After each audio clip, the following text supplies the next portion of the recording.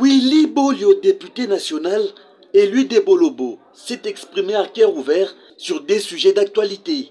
Il s'agit de la situation sécuritaire dans le territoire de Kwamouth qui demeure préoccupante, ainsi que les consultations amorcées par l'ancien président kényan Uhuru Kenyatta. Concernant les atrocités des Kwamouth, ces notables de la province, Thomas Ndombe dénonce l'épuration ethnique dont est victime le peuple Téké. Ce qui se passe à Kwamouth aujourd'hui, ce n'est plus un secret. Il s'agit simplement du génocide.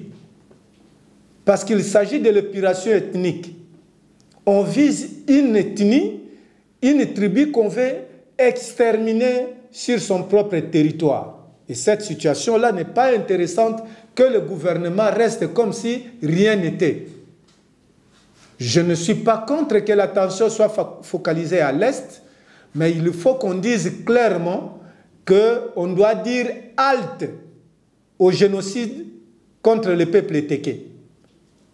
Halte à l'épuration ethnique du peuple Téké. De l'autre côté, dans le même contexte, il y a la situation catastrophique dans laquelle vivent les déplacés et réfugiés de Kwamouth. Il faudra que la communauté nationale se sente concernée de la même manière que nous sommes concernés par la situation de l'Est. Ce député national salue les consultations amorcées par l'ancien président kényan, mais cependant Willy Bolio s'en tient plutôt à la recommandation votée à l'Assemblée nationale.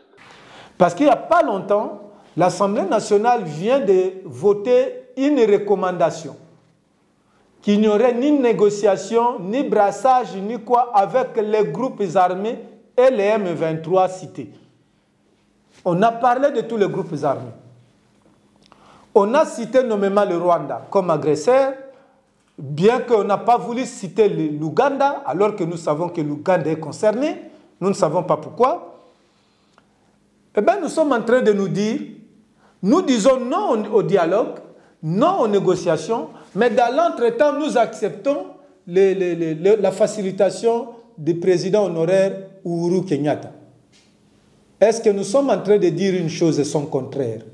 C'est pourquoi il y a nécessité que l'Assemblée nationale revienne sur sa recommandation pour l'enrichir encore une fois au regard des contacts que le président de l'Assemblée, le bureau de l'Assemblée nationale a eu avec Uhuru Kenyatta.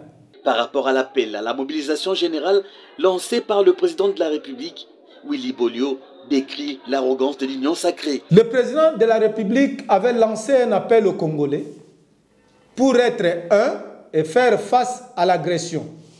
Mais à l'interne, il n'a pas amorcé les mécanismes qui mettent les Congolais d'accord avec un seul objectif, de lutter contre un ennemi commun. Il ne suffit pas de passer à la télé, dire que je vous invite à venir. Et il suffit que dans le comportement, qu'on sente que nous avons un comportement de gens qui ont un seul adversaire et nous devons être unis. On ne le sent pas.